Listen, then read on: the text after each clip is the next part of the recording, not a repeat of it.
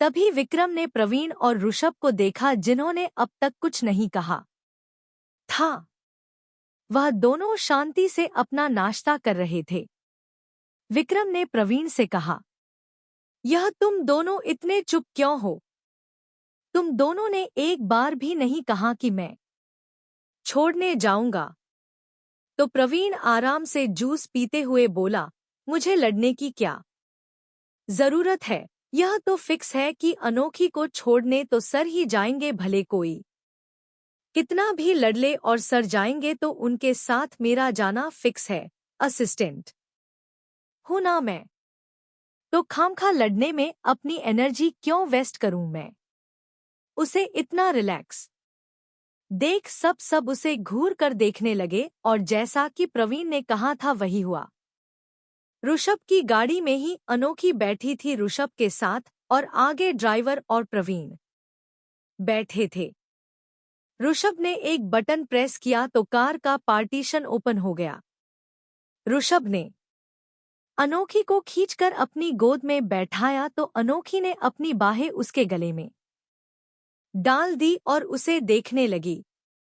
ऋषभ ने इसके बालों की लट को कान के पीछे करते हुए कहा, वैसे दादाजी ने गलत नहीं कहा था, तुम्हें वहां ज्यादा मस्ती नहीं करनी है और दोस्त भी जितने कम बनाओगी उतने ही अच्छे हैं, क्योंकि सब अच्छे नहीं होते। ओके, मुझे कोई अगर दोस्त बनाने के लिए अच्छा लगा तो मैं उसको जाकर कहूंगी कि आप मुझे अपना बायोडाटा दे दो, पूरा बैकग्राउंड डिटेल दे दो, क्योंकि मुझे आपसे दोस्ती करनी है। अनोखी मजाक करते हुए बोली, बहुत मस्ती सूझ रही है तुम्हें। ऋषभ ने उसे घूर कर कहा तो अनोखी ने अपने होठों पर उंगली रख चुप हो गई। ऋषभ ने कहा, हाँ बिल्कुल इसी तरह शांति वहां पर भी बनाए रखना, जैसे घर में मुझे तुम्हारी कंप्लेंट आती है, कभी रोहित से तो कभी रिया से, वैसे वैसे कॉलेज से फोन नहीं आना चाहिए कि तुम वहां भी धमाका कर रही हो। ऋषभ की घूरती हुई नजरें और उसकी बातें सुन अनोखी हंस दी। तभी कार रुकी और प्रवीण ने कहा, सर हम कॉलेज आ गए। उसकी बात सुन ऋषभ में अनोखी को अपनी गोद से उतारा और उसके बालों को ठीक कर उसके माथे को चुनकर बोला, चलो जाओ और अपनी कॉलेज लाइफ एंजॉय करो। ओके, और आप मेरा इंतजार करना। अनोखी ने उसे उंगली दिखाते हुए कहा तो ऋषभ मुस्कुरा दिया और कार का न पार्टीशन भी हटा दिया। तभी प्रवीण ने अनोखी की साइड का दरवाजा खोला तो अनोखी कार से बाहर आ गई और प्रवीण को बाय बोल जाने लगी। ऋषभ कार के अंदर से उसे जाते हुए देख रहा था। वह बाहर नहीं आया था क्योंकि वह नहीं चाहता था कि लोग उसे पहचाने। तभी उसने देखा कुछ कदम चलकर अनोखी रुक गई। वो मुड़ी और भागते हुए वापस कार के अंदर आ गई। क्या हुआ, कुछ भूल गई हो क्या? ऋषभ ने पूछा तो अनोखी ने हाँ में अपना सर हिला दिया। ऋषभ यहाँ वहाँ देखते हुए बोला, क्या भूल गई हो? यहाँ तो कुछ नहीं है। वही अनोखी ड्राइवर को देख रही थी। उसने जब ड्राइवर का ध्यान भटका देखा तो जल्दी से ऋषभ के होठों पर एक छोटी सी किस कर दी और कार से बाहर निकल चिल्लाते हुए अपना हाथ हिलाकर बोली, यह भूल गई थी। अब मैं जा रही हूँ, बाय। बोल वह भागते हुए कॉलेज गेट के अंदर चली गई और ऋषभ हैरानी से उसे जाते हुए देखता रहा। अगले ही पल उसके होठों पर मुस्कुराहट आ गई और उसने अपने आंखों पर हाथ रख अपना सर सीट से टिका दिया। प्रवीण उसे मुस्कुराते हुए देख रहा था। पूरी दुनिया में एक अकेली अनोखी ही थी जो उसके सर बिजनेस टाइकून और माफिया किंग ऋषभ शेरगिल की हालत खराब कर सकती थी, वह भी अपने छोटी छोटी बचकानी हरकतों से। कुछ देर बाद उनकी गाड़ी वहां से चली गई। ऋषभ ने अपने फोन में देखते हुए आगे फ्रंट सीट पर बैठे प्रवीण से कहा। प्रवीण, कपकेक की सिक्योरिटी में कोई भी कमी नहीं होनी चाहिए। याद रखना, उसे कुछ नहीं होना चाहिए। डोंट वरी सर, हमारे स्पेशल बॉडीगार्ड अनोखी पर नजर रखे हुए है और वह दोनों ऑलरेडी कॉलेज के अंदर जा चुके, तो अनोखी को कुछ नहीं होगा, प्रवीण ने कहा। तो ऋषभ ने बस हम कह दिया। के शुक्ला कॉलेज, अनोखी कॉलेज के एक प्यून से पूछ सीधे प्रिंसिपल के ऑफिस में चली। उसने दरवाजा लॉक करते हुए कहा, मे आई कम इन मैम? एस कम इन। अंदर से एक औरत की आवाज आई तो अनोखी केबिन के अंदर आ गई। उसने सामने देखा तो एक 50 साल की महिला बैठी थी जिसके कुछ बाल सफेद थे। उसने बालों को जुड़ा बांध रखा था, कॉटन की सिंपल साड़ी पहन रखी थी और आंखों पर चश्मा था, और यह थी इस कॉलेज के प्रिंसिपल भारती शुक्ला। अनोखी टेबल के सामने आई और बहुत ही रिस्पेक्ट से बोली, हेलो मैम, मैं अनोखी हूँ। ओह अनोखी, प्लीज सीट। भारती जी ने अनोखी को चेयर की और इशारा करते हुए कहा तो अनोखी बैठ गई। भारती ने अनोखी से कहा, I know who you are. मेरी कल ऋषिधर अंकल से कल बात हुई थी। मैम, आप दादाजी को जानती है? अनोखी ने थोड़ी हैरानी से कहा तो भारती हल्का मुस्कुरा कर बोली, बिल्कुल, मेरे पापा और ऋषिधर अंकल पुराने दोस्त थे। पर मैं तुम्हारे दादाजी को जानती हूँ, इसका मतलब यह नहीं कि तुम्हें कोई स्पेशल ट्रीटमेंट मिलेगी। अचानक से भारती ने अपने चेहरे पर सीरियसनेस आ गई। अनोखी उसे देख रही थी। जब वह आई तब उनका चेहरा शांत था, फिर उनके चेहरे पर मुस्कुराहट आई और अब गंभीरता। उसने मन में कहा, भारती मैम तो सच में प्रिंसिपल बनने लायक है। स्टूडेंट को बहुत कंफ्यूज करती होगी ये। क्या हुआ, क्या सोच रहे हो? भारती ने जब से कुछ सोचते हुए देखा तो उसका ध्यान अपनी ओर करते हुए बोली। अनोखी ने कहा, नो मैम, मैं ऐसा बिल्कुल नहीं सोच रही हूँ, और मैं तो खुद चाहती हूँ कि मैं शेरगिल फैमिली की मेंबर हूँ। यह बात किसी को ना पता चले, उसकी चिंता मत करो।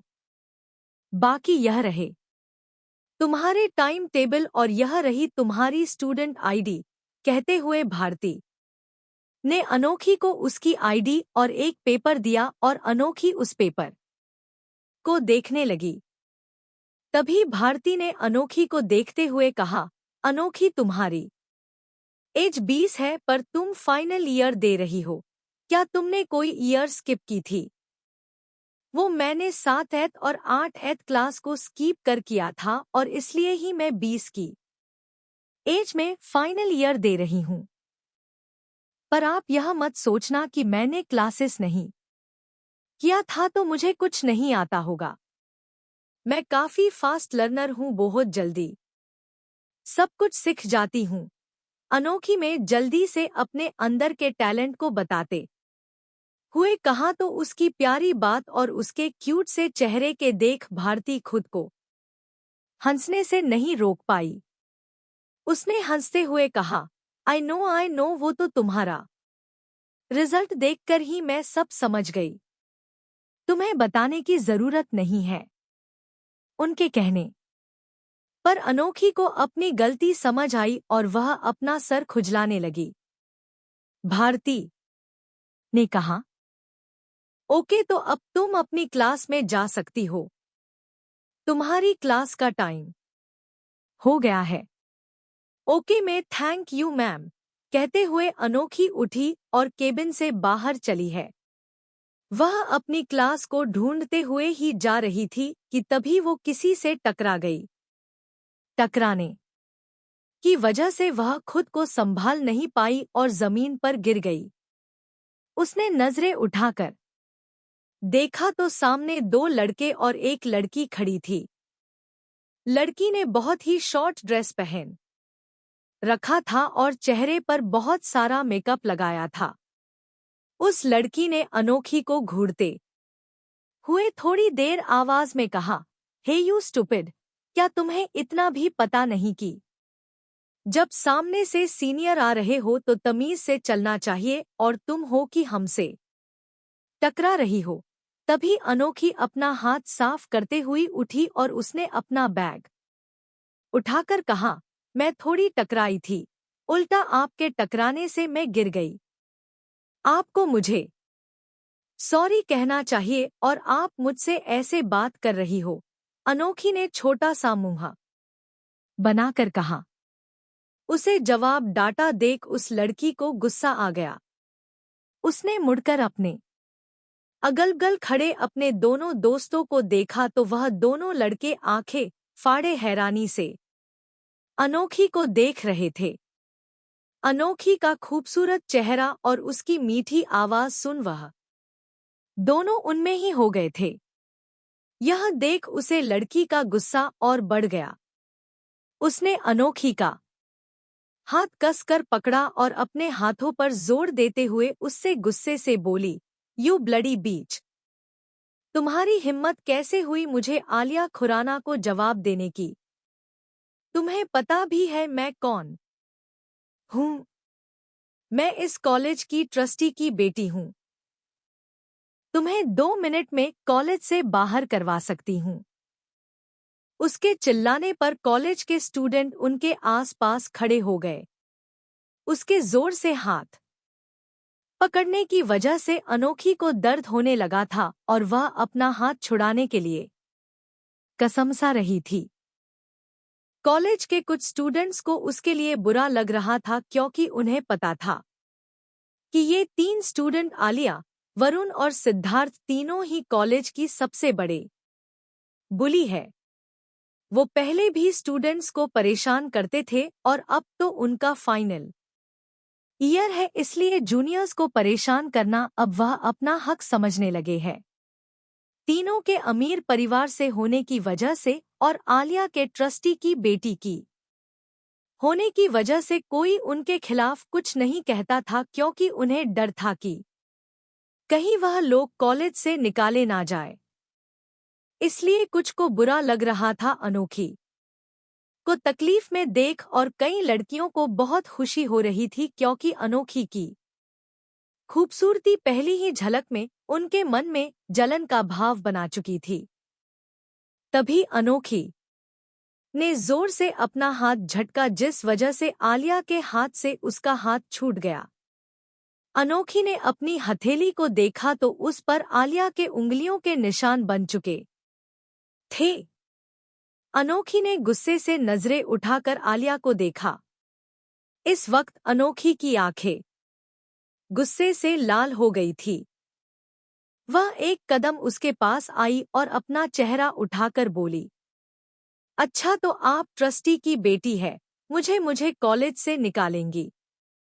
ठीक है तो करो फोन अपने पापा को और कहो कि कॉलेज में एक नई लड़की आई है जिसे हम लोगों ने धक्का दिया और जब उसने सॉरी कहने को कहा तो वह बात मुझे पसंद नहीं है, तो इसलिए पापा आप उसे कॉलेज से निकलवा दो क्योंकि अगर वह लड़की इस कॉलेज में रही तो वह बार बार मुझसे सॉरी कहने को कहेगी और मुझे सबक भी सिखाएगी। अनोखी की बातें सुन उन तीनों के साथ साथ वहां खड़े स्टूडेंट भी हैरान हो गए क्योंकि उन्हें उम्मीद नहीं थी कि वह छोटी सी लड़की उन तीनों को इस तरह का जवाब देगी। आलिया ने गुस्से से अपने दोनों दोस्तों से कहा, सिड आदि तुम दोनों खड़े क्या हो? यह लड़की मेरी बेइज्जती किए जा रही है और तुम दोनों चुपचाप सुन रहे हो। आलिया की तेज आवाज से वह दोनों अपने होश में आए। आलिया की बात सुन वह दोनों होश में आए। सिड ने अनोखी के पास आकर घर से कहा, क्या कहा तुमने? मानना पड़ेगा बहुत हिम्मत है तुममें। तुम्हारी हाइट देखकर हिम्मत का अंदाजा नहीं लगा पाए हम लोग। क्यों वरुण, हाँ यार, देखना, छोटी सी हाइट में लगा हिम्मत, और जुबान भी छोटी होगी पर इसकी जुबान तो लंबी है ही, पर ये तो अपनी हाइट और अपने वजन से 3 गुना ज्यादा हिम्मत लेकर घूम रही है। ओ मैडम, अपनी हिम्मत थोड़ी कम करो वरना कंधे दुखने लगेंगे तुम्हारे। वरुण के कहने पर वहां खड़े स्टूडेंट हंसने लगे। आलिया अपने चेहरे पाए तिरछी मुस्कुराहट लाकर बोली, क्या हुआ, अब बोलती क्यों बंद हो गई? अब तक तो बड़ा बोल रही थी, और तुमने सही कहा, मैं अपने डैड को यही बोलने वाली, और मेरे इतना कहने से अगले 2 मिनट के अंदर तुम्हें रेजिग्नेशन लेटर मिल जाएगा। तब तुम क्या करोगी? कहते हुए आलिया ने अपनी एक उंगली से अनोखी के चिन्ह को उठाया तो अनोखी अपने दूसरे हाथ से उसका हाथ झटक बोली, ज्यादा कुछ नहीं करूंगी, बस यहाँ से पुलिस स्टेशन जाऊंगी और आप तीनों के खिलाफ कंप्लेंट करवाऊंगी कि आप लोग इस कॉलेज में जूनियर की रैगिंग करते हैं, और पुलिस में भी बात सुनेगी, क्योंकि रैगिंग करना इल्लीगल है। आपके उंगलियों के निशान तो मेरी कलाइयों पर बन ही गए हैं, इसलिए फिंगरप्रिंट उन्हें मिल ही जाएगा। तभी एक लड़की जिसने लूज जीन्स और क्रॉप टॉप पहन रखा था, उसके बाल खुले थे, एक हाथ में घड़ी दूसरे हाथ में काले मोतियों की माला थी, वह अपने फोन को हिलाते हुए अनोखी के बगल में आकर खड़ी हुई और आलिया को देखते हुए बोली, और दूसरा सबूत मैं दे दूंगी पुलिस को। यहाँ जो भी हुआ उसे मैंने अपने फोन में रिकॉर्ड कर लिया था। क्या है ना, मुझे ऐसे इंटरेस्टिंग सीन को अपने फोन में कैप्चर करना बड़ा पसंद है, तो मैंने तुम लोगों के इंटरेस्टिंग सीन को भी कैप्चर कर लिया। पर मुझे क्या पता था मेरा फन किसी की बैंड बाजा सकता है। लो, अब तो मुझे ज्यादा मेहनत करने की जरूरत ही नहीं पड़ेगी, मेरा काम इन्होंने आसान कर दिया। कहते हुए अनोखी मुस्कुरा कर वरुण, सिद्धार्थ और आलिया की शक्ल देखने लगी, जो गुस्से से लाल हो गए थे। अनोखी की बातों ने उन तीनों के गालों पर एक शोर का तमाचा मारा था, और वहां खड़े स्टूडेंट भी उन तीनों की शक्ल देख मुस्कुरा रहे थे। बहुत गलत कर रही है तो हम तीनों से पंगा लेकर, अब देखना तुम दोनों के साथ क्या क्या होता है। सिद्धार्थ ने दांत पीसते हुए कहा तो वह लड़की हंस कर बोली, कमाल की बात है यार, मतलब पुलिस के डंडे इतने पसंद है जो अभी भी बोले जा रहे हो। अरे रहने दीजिए, बोलना सबका अधिकार होता है, हम किसी से किसी का अधिकार थोड़ी छीन सकते हैं। आपको जो बोलना है बोलो, ठीक है, बाकी मैं अपने क्लास में जा रही हूँ, वहां पर मैं आप तीनों का इंतजार करूंगी, क्योंकि इन कुछ मिनट की मुलाकात में मैं इतना तो जान गई हूँ कि जब प्यून मुझे रेस्टिगेशन लेटर दे रहे होंगे तो मेरी रोने वाले शक्ल देखने आप तीनों उनके साथ जरूर आएंगे। ओके, तो मैं आप चारों का इंतजार करूंगी। इतना बोल अनोखी जाने लगी और उसके साथ वो लड़की भी जाने लगी, पर अनोखी 4 कदम जाकर रुकी और वापस उन तीनों के पास आकर बोली, वैसे आपको पता नहीं होगा ना मैं कौन सी क्लास में हूँ, तो मैं बता दूं कि मैं कोई जूनियर नहीं हूँ, मैं फाइनल ईयर स्टूडेंट हूँ। उसकी बात सुन उन तीनों की आंखें हैरानी से बड़ी हो गई, और साथ ही साथ सारे स्टूडेंट की भी, और सबके वो लड़की भी हैरान हो गई और अनोखी को ऊपर से नीचे तक देखने लगी। उनकी हैरानी देख अनोखी ने कहा, आप यही सोच रहे हैं ना कि यह छोटी सी लड़की फाइनल ईयर स्टूडेंट कैसे है? तो वह क्या है ना, मेरी हाइट, मेरी उम्र भले ही छोटी है, पर मेरा दिमाग आप तीनों के दिमाग से बहुत बड़ा है, तो मैं इंतजार करूंगी, आना जरूर। हाँ, कहते हुए वो चली। सारे स्टूडेंट अनोखी और उसके साथ चल रही है उस लड़की को ही देख रहे थे। अनोखी की खूबसूरती के साथ उसकी बेबाक बातें उन सब के दिमाग में छाप सी गई थी। वहां से जाने के बाद अनोखी और वह लड़की एक कॉरिडोर में आकर रुके जहां पर बहुत कम स्टूडेंट नजर आ रहे थे। अनोखी ने उस लड़की को देख मुस्कुराते हुए कहा, थैंक यू सो मच मेरी मदद करने के लिए। अरे थैंक यू किस बात का, मैंने कहा था मुझे इंटरेस्टिंग सीन शूट करने का बड़ा शौक है तो बस उसमें वह सीन भी कैप्चर हो गया। उस लड़की ने बेफिक्री से कहा तो अनोखी मुस्कुरा दी। उसने अपना हाथ आगे करते हुए कहा, हाय मेरा नाम अनोखी है, मैं यहाँ पर न्यू स्टूडेंट हूँ। वह लड़की भी अनोखी से हाथ मिलाते हुए बोली, हाय मेरा नाम रूही है, रूही शुक्ला। शुक्ला आप शुक्ला हो? क्या आप भारती मैम की फैमिली से हो? अनोखी ने कहा तो रोहित जल्दी से उसके मुंह पर हाथ रखकर बोली, धीरे बोलो, मैं नहीं चाहती यहाँ पर किसी को भी पता चले कि मैं यहाँ के प्रिंसिपल की बेटी हूँ। अच्छा ठीक है, नहीं बताऊंगी, अनोखी ने भी धीरे से कहा और फिर बोली, तो आप फिर अपनी मम्मी को उन तीनों के बारे में बताओगे? मैं क्यों बताऊं? उनका कॉलेज है, उन्हें ध्यान रखना चाहिए। यहाँ पर कैसे स्टूडेंट हैं? मैं तो यहाँ पढ़ने आया हूँ और मैं अपनी मॉम के काम में टांग क्यों अड़ाऊं? वैसे भी मेरे बताने से थोड़ी ना मॉम मुझे सैलरी देगी, रूही ने मुंह बनाते हुए कहा तो अनोखी हंस दी। फिर रूही अनोखी का हाथ पकड़ उसे मेडिकल रूम की ओर ले जाते हुए बोली, अब चलो जल्दी से तुम्हारे हाथ पर दवा लगाते हैं और फिर क्लास में जाते हैं। कुछ देर बाद वह दोनों मेडिकल रूम से बाहर आए। अनोखी ने टाइम देखते हुए उदासी से कहा, पहली क्लास तो मिस हो गई, अब क्या करें? पहली मिस हो गई तो क्या हो गया, दूसरी तो है ना। तब तक लाइब्रेरी में चलते हैं, रूही ने कहा तो उसका आइडिया अनोखी को भी अच्छा लगा। तो अनोखी बोली, ठीक है चलो चलते हैं।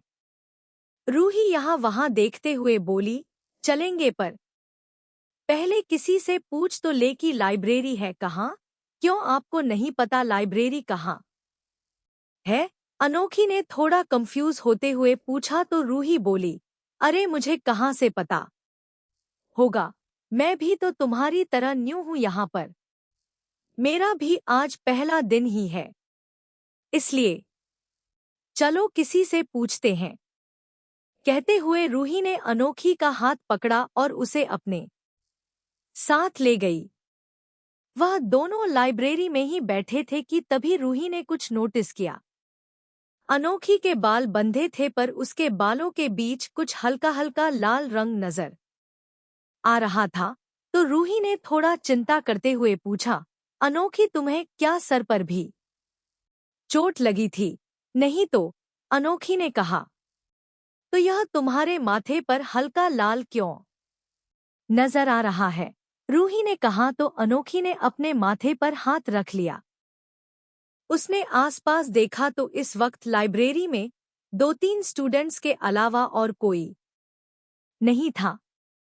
उसने धीरे से अपने कपड़े में छुपे मंगलसूत्र को निकाल रूही को दिखाया तो रूही हैरानी से उसे देखने लगी। तुम? रूही जोर से बोलने ही वाली कि तभी लाइब्रेरियन ने इशारे से उसे शांत रहने का इशारा किया तो रूही शांत हो गई। उसने फुसफुसाते हुए अनोखी से कहा, तुम शादीशुदा हो? तो अनोखी ने हाँ में अपना सर हिला दिया। रूही ने फिर पूछा, तुम्हारी उम्र क्या है? 20, अनोखी बोली। अब तो रूही की हैरानी और भी ज्यादा बढ़ गई थी। उसने कहा, अरे मैं 22 की हूं पर आज तक मेरा कोई बॉयफ्रेंड भी नहीं बना और तुम्हारी 20 की उम्र में ही शादी हो गई। कोई लोचा किया? हेलो चा, अनोखी ने कंफ्यूज होकर पूछा तो रूही बोली, अरे मतलब कोई अफेयर था क्या? कहीं भाग कर तो शादी नहीं की तुमने? तुम दोनों घर से भागे तो नहीं होना? कहते हुए रूही एक्साइटमेंट से भर उठी। अनोखी मुंह बनाकर बोली, लगता है आप बहुत ज्यादा पिक्चरें देखती है। ऐसा कुछ नहीं है, मैंने भागकर शादी नहीं की है। हाँ, बस मेरी शादी थोड़ी जल्दी हो गई। पर आप यह बात किसी को बताना नहीं। असल में अनोखी ने सिंदूर को अपनी बालों के अंदर छुपा लिया था और मंगलसूत्र को भी। उसने कपड़ों से कुछ इस तरह से ढक रखा था कि वह नजर नहीं आ रहा था और उसे ऐसा करने के लिए रिया ने कहा था। वह नहीं चाहती थी कि इतनी छोटी सी उम्र में शादीशुदा होने की बात पर अनोखी को कॉलेज में कुछ भी फेस करना पड़े और इस बात पर ऋषभ ने भी अनोखी को मना नहीं किया था। अनोखी ने वापस अपने मंगलसूत्र को अपने कपड़ों में छुपा लिया। रूही ने उससे पूछा, अगर तुम्हें किसी को बताना नहीं था तो तुमने मुझे क्यों बताया? क्योंकि आप दोस्त हैं। अनोखी ने तपाक से कहा तो रिया मुंह बनाकर बोली, मैं तुमसे अभी मिली हूं। तुमने मुझे दोस्त बना लिया और मुझ पर भरोसा करना भी शुरू कर दिया। उसकी बात सुन अनोखी को ऋषभ की कही बात याद आई जो उसने उस कॉलेज जाते वक्त कार में कही थी। उसने अपनी जीभदान तो तले दबा ली और कसकर अपनी आंखें बंद कर ली। उसका रिएक्शन देख रूही ने कहा, क्या हुआ, ऐसे मुंह क्यों बना रही हो? क्योंकि मेरे हस्बैंड ने कहा था कि जल्दी किसी पर भरोसा मत करना। कॉलेज में सब लोग अच्छी नहीं होंगे, इसलिए दोस्त सोच समझ कर बनाना। पर फिर कुछ देर पहले हुए इंसिडेंट को याद कर उसने मुस्कुराते हुए कहा, पर कोई बात नहीं। मुझे यकीन है आप अच्छे हो। अपने मदद की थी ना। और अगर मैं बुरी हुई तो मैंने तुम्हारा फायदा उठा लिया तो तुम्हें नुकसान पहुंचाया तो। रूही ने अनोखी को डराने के लिए कहा तो अनोखी बोली, ये जो आप तो कर रहे हो ना, अगर आपने इनमें से एक भी तो किया ना तो मेरे हस्बैंड आपको छोड़ेंगे नहीं, और तो और उनसे पहले में ही आपको नहीं छोड़ूंगी। देखा था ना मैंने उन तीनों को कैसे जवाब दिया था। मैं कोई डरपोक लड़की नहीं हूँ, मैं बहुत स्ट्रांग हूँ। कहते हुए अनोखी ने अपनी मसल्स जो उसके पास बिल्कुल नहीं थी रूही को दिखाई। उसकी हरकतें देख देख रूही हंस पड़ी तो उसकी हंसी से लाइब्रेरी में बैठे कुछ स्टूडेंट उसकी ओर देखने लगे, साथ ही साथ लाइब्रेरियन भी। अगले ही पल रूही और अनोखी दोनों ही लाइब्रेरी से बाहर थे।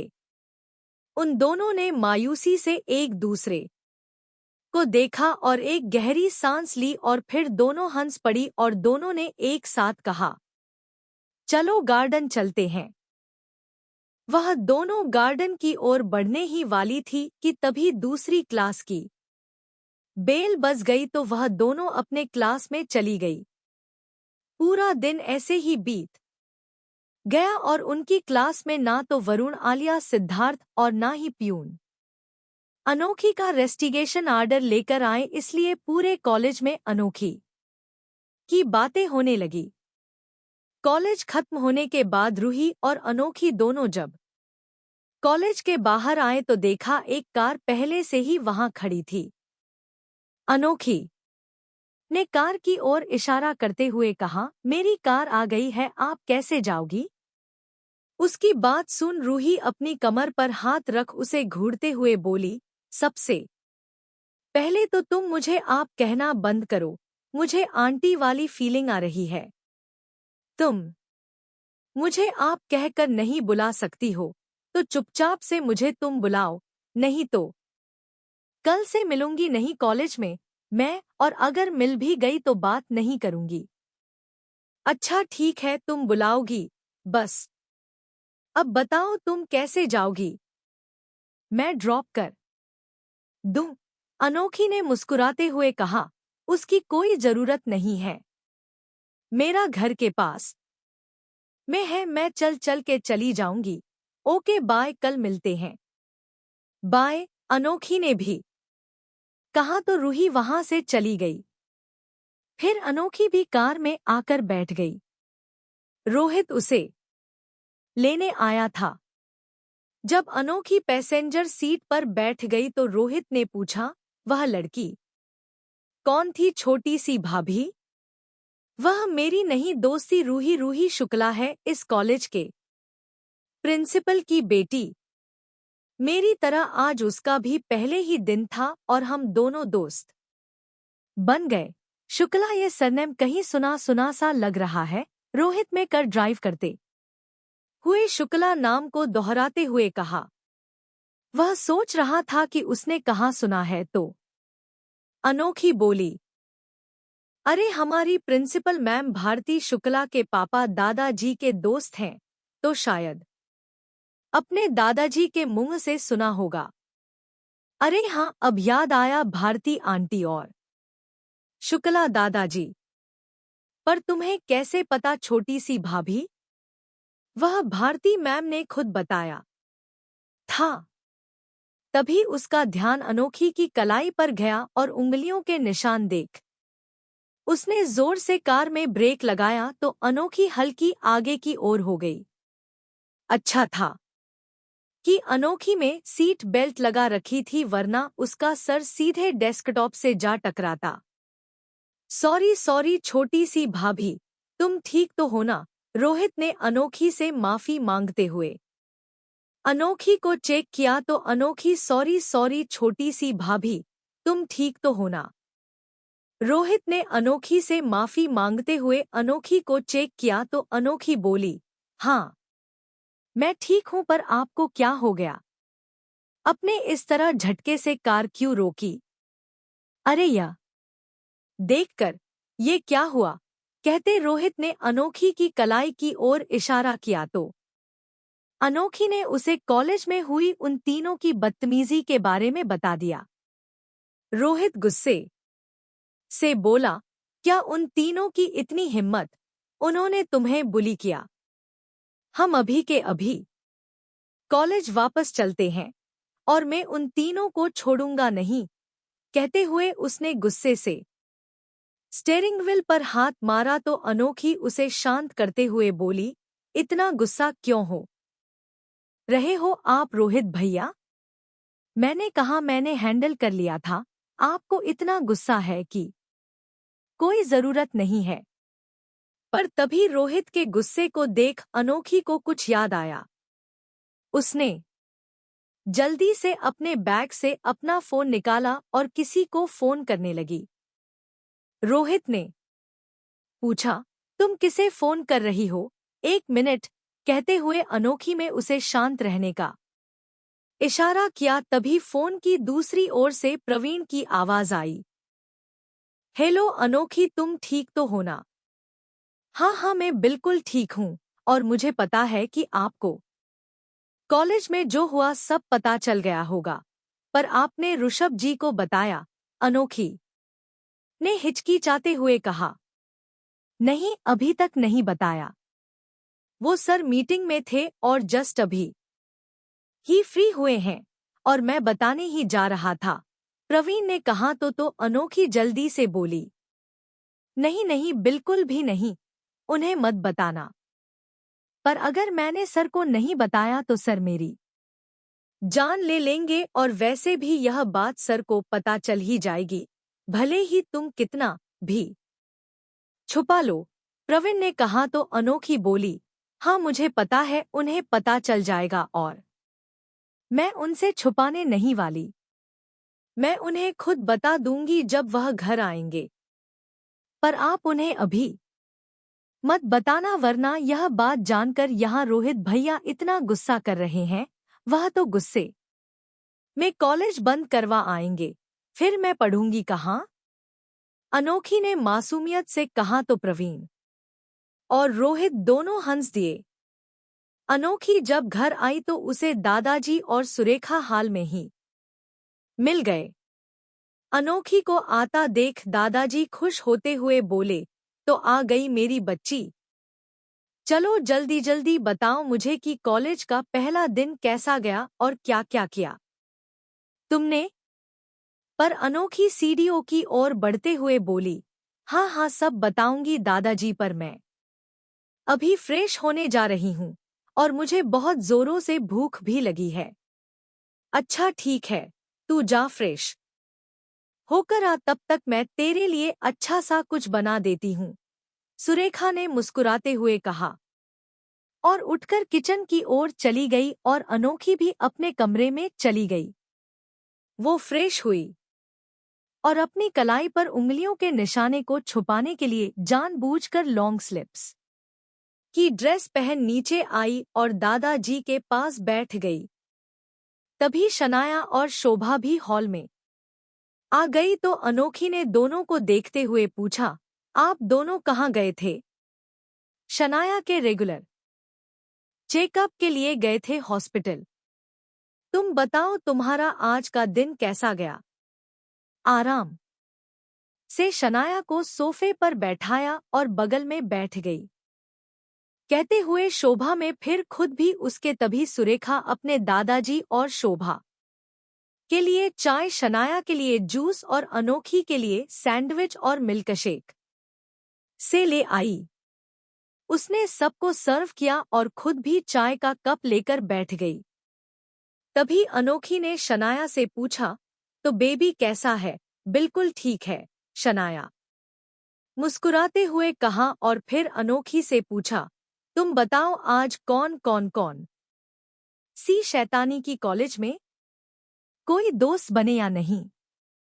बनी ना रूही, आपको पता है दादाजी रूही भारती मैम की बेटी है। कहते हुए अनोखी ने उन सबको आज के दिन की सारी बात बताई, शिवाय वरुण, सिद्धार्थ और आलिया के बदतमीजी के। रात का वक्त, ऋषभ का कमरा, ऋषभ को घर आने में लेट हो गया था। उसकी एक इम्पोर्टेंट मीटिंग थी जो खत्म होते होते रात हो गई थी। वो जब रूम में आया तो देखा अनोखी स्टडी टेबल पर बैठी कुछ पढ़ रही थी। ऋषभ ने अनोखी के हिसाब से अपने रूम को थोड़ा चेंज कर दिया था। पहले उसके रूम का कलर जहां ग्रेट वाइट और ब्लैक था, वह अब वाइट, पिक और ग्रे हो गया था।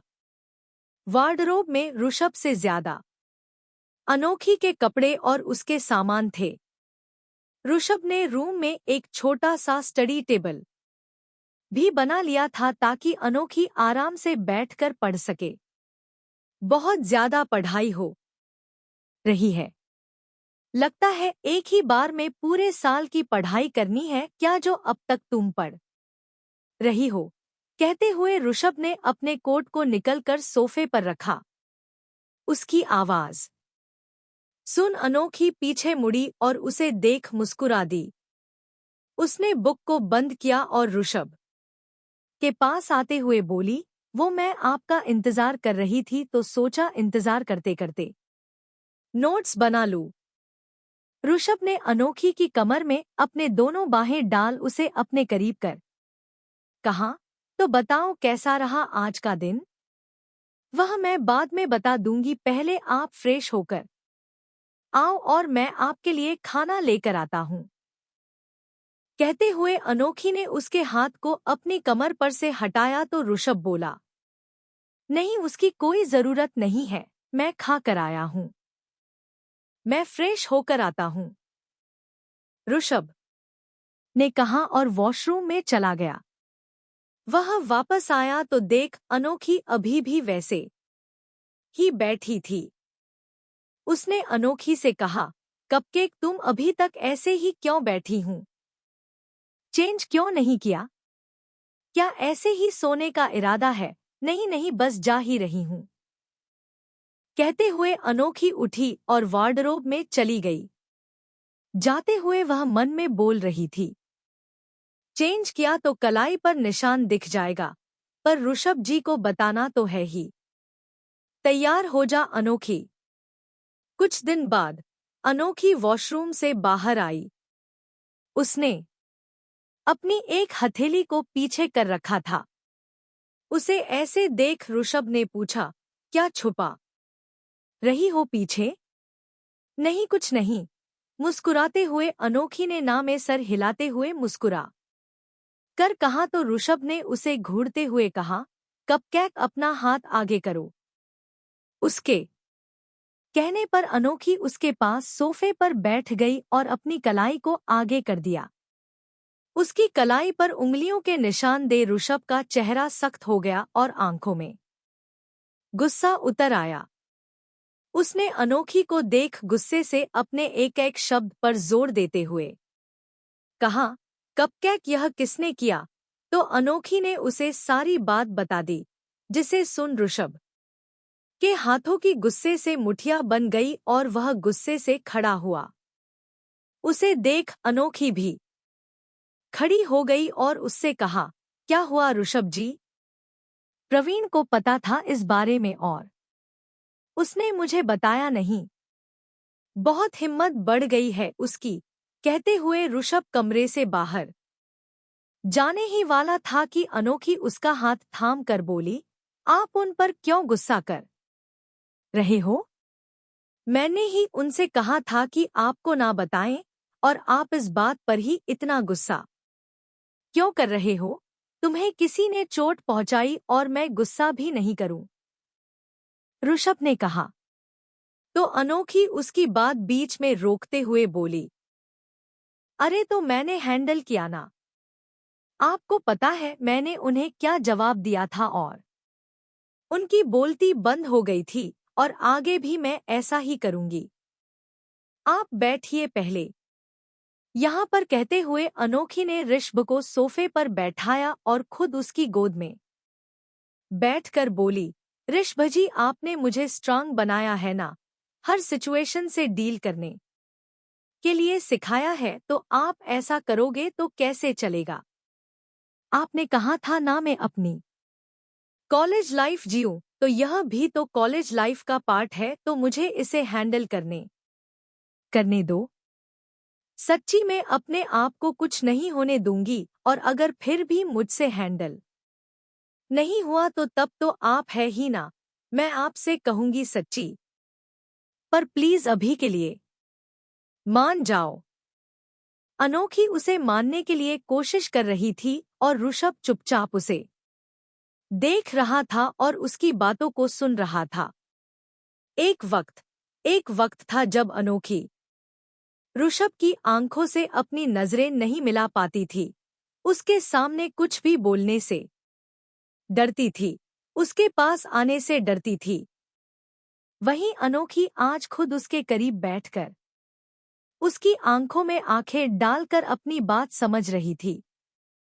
अनोखे के मन में उसकी आंखों में अपने लिए इतना विश्वास देख ऋषभ के दिल में खुशी के लहर दौड़ गई थी। वो कैसा महसूस कर रहा था उसे वो शब्दों में बयान नहीं कर सकता। ऋषभ ने अनोखी के गाल पर अपनी एक हथेली रखी और अंगूठे से उसके गाल को सहलाते हुए बोला, जानता हूँ मेरी कपकेक बहुत स्ट्रांग हो गई है, पर फिक्र तो होगी ना मुझे तुम्हारी। अच्छा ठीक है, तुम्हारी बात मानता हूँ मैं, पर यह पहली और आखिरी चोट है जो तुम्हें कॉलेज से मिली है। अगर इसके बाद तुम पर एक आंच भी आई तो आप कॉलेज में आग लगा देंगे, मुझे पता है। पर कॉलेज में आग लगाने से पहले मुझे बता जरूर देना, कम से कम मैं अपने लिए दूसरा कॉलेज तो देख लूंगी, वरना मेरी पढ़ाई फिर अधूरी रह जाएगी। अनोखी ने ऋषभ की बात को बीच में काटते हुए मुंह बनाकर कहा तो ऋषभ मुस्कुरा दिया। उसने अनोखी को अपनी बाहों में उठाया और बेड पर ले आया। अनोखी का सिर हमेशा की तरह ऋषभ के सीने पर था और ऋषभ के हाथ हमेशा की तरह उसके बालों में। फिर अनोखी ऋषभ को आज के पूरे दिन के बारे में डिटेल में बताने लगी। उसने रूही के बारे में भी बताया और ऋषभ चुपचाप उसकी बातों को सुन रहा था और उसके बालों से खेल रहा था। बातें करते करते ही अनोखी गहरी नींद में चली गई। उसकी धीमी सांस महसूस कर ऋषभ ने उसके चेहरे को देखा। उसके सीने में छुपा अनोखी का छोटा सा चेहरा सुकून की नींद ले रहा था, जिसे देख ऋषभ की आंखों में भी सुकून उतर आया। उसने अनोखी के माथे को चुमा और अपनी की आंखें बंद करें। कुछ देर में वह भी सो गया। 3 दिन बाद कॉलेज। इन 3 दिनों में आलिया, सिद्धार्थ और वरुण तीनों ने रूही और अनोखी को परेशान करने के लिए कई पेतरे अपनाए, पर उन दोनों में उनके सारे प्लान बड़ी आसानी से फेल कर दिया। कुछ अपनी चालाकी से तो कुछ ऋषभ के छुपे हुए बॉडीगार्ड की मदद से। अब तक रूही जान गई थी कि अनोखी ऋषभ शेरगिल की बीवी है। वहीं इस बात से अनजान वरुण, आलिया और सिद्धार्थ अपने सारे प्लान फेल हो जाने की वजह से बुरी तरह चिढ़ गए थे। अनोखी जब कॉलेज आई तो उसे कॉलेज गेट पर ही रूही चिल्लाते हुए अनोखी दौड़कर उसके पास आने लगी, पर तभी उसके पैर के नीचे कुछ आया जिससे वो फिसल कर गिरने ही वाली थी, पर रूही और एक 27 साल के लड़के ने उसे संभाल लिया। उन दोनों में अनोखी को सीधा खड़ा किया तो अनोखी ने एक चैन की सांस ली। फिर अनोखी ने उस लड़के जो देखा, वह लड़का आंखों के चश्मा लगाए फॉर्मल कपड़ों में हाथों में कुछ किताबें लिए खड़ा था। अनोखी उसे देख हल्का मुस्कुराते हुए बोली, थैंक यू सो मच मेरी हेल्प करने के लिए। तो उस लड़के ने बिना किसी भाव के कहा, it's okay, but are you alright? Yes I am alright, thank you once again. Anokhi ने फिर से कहा तो वह लड़का कर हिलाते हुए वहां से चला गया। उसके सीरियस एक्सप्रेशन को देख अनोखी ने अपने बगल में खड़ी रूही से पूछा, यह कौन है? ये हमारे प्रोफेसर है। वो कुछ दिनों से बाहर गए थे, आज ही आए हैं। रूही ने कहा। फिर अनोखी के कान में धीरे से बोली, और मेरे बड़े भाई अभिनव शुक्ला भी। ओह, तो वो तुम्हारे बड़े भाई टीचर है? अनोखी ने आंखें बड़ी कर कहा। तो रूही ने सर हिला दिया, फिर कुछ सोचते हुए बोली, पर एक बात बताओ, तुम गिरी कैसे? वो मैं भाग रही थी कि तभी मेरे पैरों के नीचे कुछ आ गया। कहते हुए अनोखी ने जमीन पर देखा तो वहां कुछ कांच की गोटियां बिखरी पड़ी थी और आसपास कई जगह पर कांच की टूटी बोतल के टुकड़े पड़े थे। यह साफ था अगर अनोखी उन गोटियों से फिसल कर गिरती तो उसके शरीर के यहाँ तक कि उसके चेहरे में भी वह कांच के टुकड़े बुरी तरह छुप जाते थे। रूही और अनोखी दोनों ने एक एक गोटी उठाई और फिर एक दूसरे को देख बोली, इसे जानबूझकर गिराया है? अनोखी ने उस गोटी को अपनी मुट्ठी में दबाते हुए कहा, अब किसी ने मेरे लिए इतनी मेहनत की है तो मुझे उन्हें थैंक यू तो बोलना ही चाहिए ना। अनोखी ने रूही को देख मुस्कुराया तो उसकी मुस्कुराहट को समझ वो भी हंसने लगी। क्लासरूम में सारे स्टूडेंट बैठे थे। अनोखी और रूही भी अपने बेंच पर बैठी बातें कर रही थी। तभी आलिया, सिद्धार्थ और वरुण आए। क्लास के अंदर आते ही उनकी नजर सीधे अनोखी पर गई। उसे सही सलामत रूही से हंसकर बातें करते हुए देख उन तीनों का मुंह बन गया। तभी उन तीनों ने जैसे ही अपना अगला कदम आगे बढ़ाया, वैसे ही जमीन पर गिरे तेल की वजह से वह तीनों फिसल गए। आलिया ने सहारा लेने के लिए दरवाजे को पकड़ा तो दरवाजे के ऊपर रखी सफेद पाउडर से भरी बाल्टी सीधे उन तीनों पर आकर गिरा। वो तीनों पाउडर से नहाए भूत की तरह लग रहे थे। उन तीनों की हालत देख सारे स्टूडेंट एक पल के लिए चौंक गए, पर अगले ही पल सब ठहाका मारकर हंसने लगे और उनमें अनोखी और रूही भी शामिल थे।